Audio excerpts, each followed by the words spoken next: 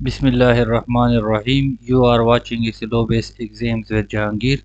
Mathematics class 9th, unit ratio and proportion, exercise 14.1, theorem 14.1 को हमने इस वीडियो में डिस्कस करना है। लेकिन वीडियो में जाने से पहले आपसे गुजारिश कि अगर आपने अभी तक हमारे चैनल को सब्सक्राइब नहीं किया तो सब्सक्राइब करें। वीडियो के नीचे जो सब्सक्राइब का बटन है उस पर क्लिक करें, वीडियो को लाइक करें और अपने दोस्तों के साथ भी शेयर करें ताकि वो भी इससे फ़ायदा उठा सकें।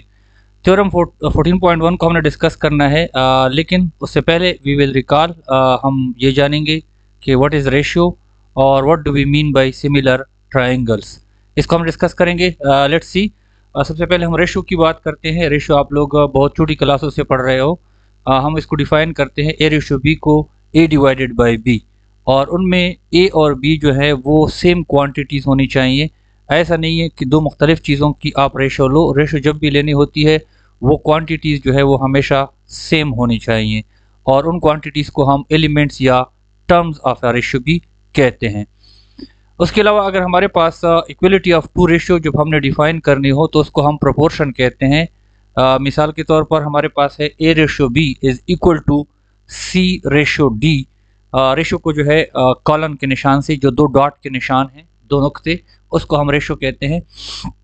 अगर हमारे पास ए रेशो बी जो है सी रेशो डी के इक्वल है तो हम कहते हैं कि A B C and D are said to be in proportion, और फिर हम कहते हैं कि ये प्रोपोर्शन में है। ये तो बात होगी रेशो की। अब हम ट्रायंगल्स की बात करते हैं, क्योंकि इस एक्सरसाइज में, इस यूनिट में हमने इन्हीं चीज़ों के बारे में सारी बातें करनी है। सबसे पहले हम ये जानते हैं कि सिमिलर ट्रायंगल्स क्या होते हैं।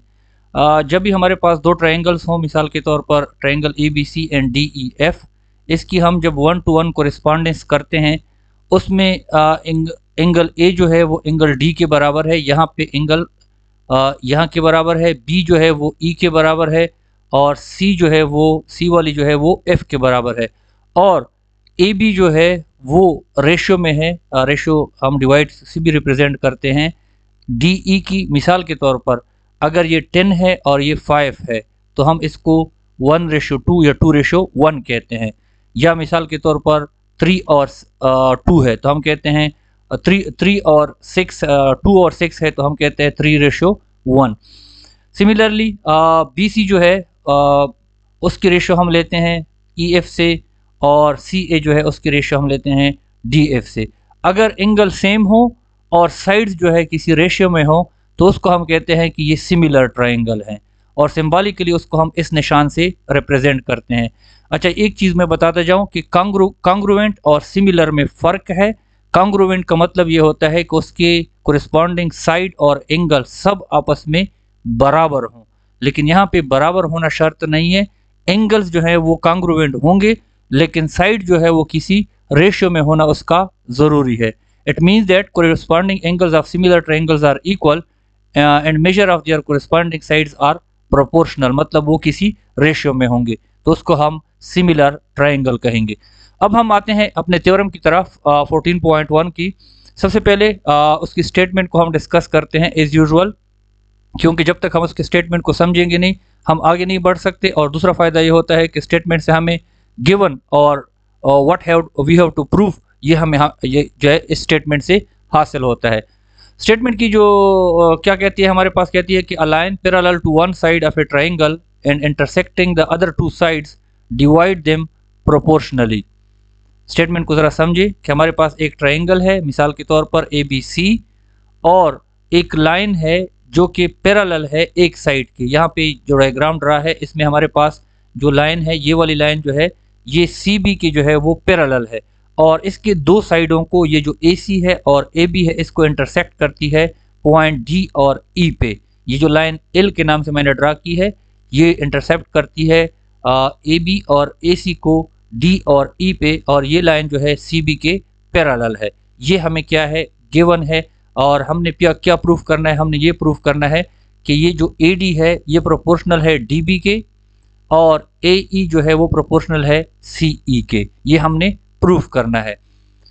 अच्छा, गिवन में हमारे पास एक ट्रायंगल है A B C, the line L is intersecting the side A C and A B, मतलब ए सी और ए बी को काटता है at point E and D respectively, such that A D is parallel to C B. ये हमें given है। तो given में आपने यही लिखना है।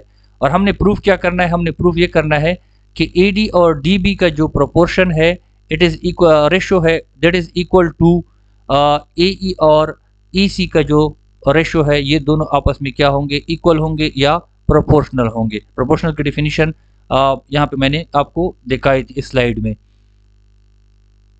अच्छा, अब आगे बढ़ते हैं। हमारे पास गिवन भी हमने निकाल लिया और टू प्रूफ हमने क्या करना है हमें पता चल गया। अब हम आगे बढ़ते हैं। कंस्ट्रक्शन में हम क्या करते हैं, join point B to E, point B को E से मिलाएं और C को D से मिलाएं। ये हमने कंस्ट्रक्शन कर ली। दूसरी हमने कंस्ट्रक्शन क्या कर ली कि फ्रॉम D ड्रा DM, ये पॉइंट D जो है इससे DM हमने लाइन ड्रा की that is perpendicular to AC। ये वाला AC वाला लाइन जो है इस परपेंडिकुलर हमने ड्रा किया और उन्होंने पॉइंट M पे जो है इसको काटा। और दूसरा जो है E से एक लाइन ड्रा की EL के नाम से, इसने क्या किया परपेंडिकुलर, और AB का जो लाइन है इसको पॉइंट L पे काटा और ये भी परपेंडिकुलर हमने ड्रा किया। अब आगे बढ़ते हैं, स्टेटमेंट्स और रीजंस को बयान करते हैं। सबसे पहले हम इनमें बहुत सारे ट्रायंगल बनते हैं। सबसे पहले हम दो ट्रायंगल जिसको मैंने कलर किया हुआ है, एक ब्लू कलर है और एक येलो कलर है, दो ट्रायंगल हैं। ये ट्रायंगल जो है DEB या BDE इसको हम कहते हैं, BED ये एक ट्रायंगल है और दूसरा ट्रायंगल जो है AED जो येलो कलर से रिप्रेजेंट हुआ है। इसमें क्या है, EL जो है दोनों का जो है वो एक ही परपेंडिकुलर है, क्योंकि AB एक ही लाइन है तो अल्टीट्यूड तक एक ही परपेंडिकुलर, हमारा परपेंडिकुलर जो है उसका फासला एक ही जैसा होगा।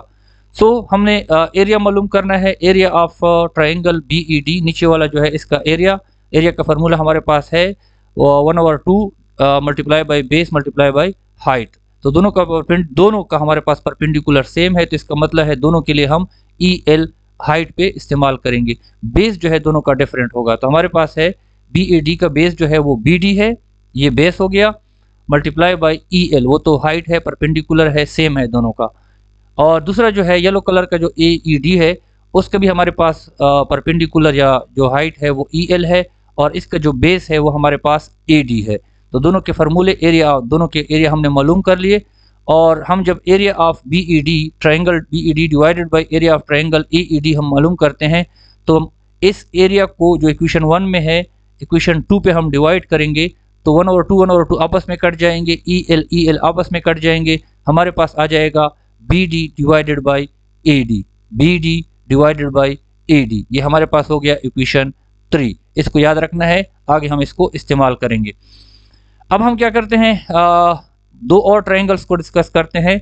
ये हमारे पास CED और AED, इन दोनों का आपस में कंपैरिजन करते हैं एरिया का, और दोनों का उसी तरीके से एरिया और हाफ, इन दोनों का जो है इसका परपेंडिकुलर एक ही है, परपेंडिकुलर सेम है, तो EL कट जाएगा, हाफ भी कट जाएगा।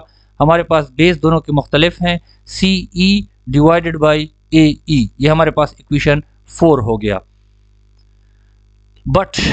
लेकिन हमारे पास ट्रायंगल BED, अब ये दोनों का ये जगह सेम आ रही थी, इसलिए मैं उसको किसी एक के कलर से रिप्रेजेंट नहीं कर सकता था, इसलिए मैंने डिफरेंट कलर इस्तेमाल किया। ये जो है हल्का ग्रीन कलर जो है ये दोनों के लिए है, ये पिंक के साथ भी है और ये ब्राउन के साथ भी है। तो सबसे पहले अगर पिंक के साथ मैं ले लूँ तो BED या BDE ये वाला ट्रायंगल जो है इसमें हमारे पास ये सेम है किसके, CED, ये दोनों सेम है। और क्यों सेम है, area of triangles with common base and same altitude are equal, दोनों का एल्टीट्यूड सेम है, क्योंकि हमारे पास ED जो है वो CB का क्या है, वो दोनों का पैरेलल है, तो इसका मतलब है कि इन दोनों का एल्टीट्यूड जो है वो सेम है या हाइट जो है वो सेम है। और बेस जो है दोनों का, ये भी बेस दोनों का मुश्तरक है, बेस भी दोनों का सेम है, तो इसलिए हमारे पास क्या है, ये दोनों जो है वो हमारे पास कॉन्ग्रुएंट है। From equation 3 and 4 we have, equation 3 और 4 से हमने क्या हासिल किया था, इक्वेशन 3 एक दफ़ा फिर दिखाता हूँ, BD divided by AD, BD divided by AD is equal to EC divided by AE, ये हमारे पास EC इक्वेशन 4 में है डिवाइडेड बाई EE, ये हमने इक्वल लिया था R। हम इसको इस तरह भी लिख सकते हैं कि AD डिवाइडेड बाई DB, मतलब इसको उल्टा कर दें, is equal to AE is equal to divided by EC, तो मतलब दोनों का एक ही आता है। Taking reciprocal of both side, अगर दोनों साइडों का हम उल्टा ले लें तो हमारे पास चूंकि इक्वेशन है इक्वल है दोनों तरफ, तो उल्टा ले लो तो भी हमारे पास सेम ही रहेगा। हेंस ये हमारे पास साबित हो गया कि इनकी जो रेशियो है वो हमारे पास इक्वल है। AD और BD की जो रेशियो है वो इक्वल है AE और CA के रेशियो के। जब रेशियो दोनों की इक्वल है तो इसका मतलब ये हुआ कि ये आपस में प्रोपोर्शनल है। So this was all about this theorem. Thanks for watching, but don't forget to subscribe our channel and share with others for their educational help. मिलते हैं नेक्स्ट वीडियो में, तब तक के लिए अल्लाह हाफिज़।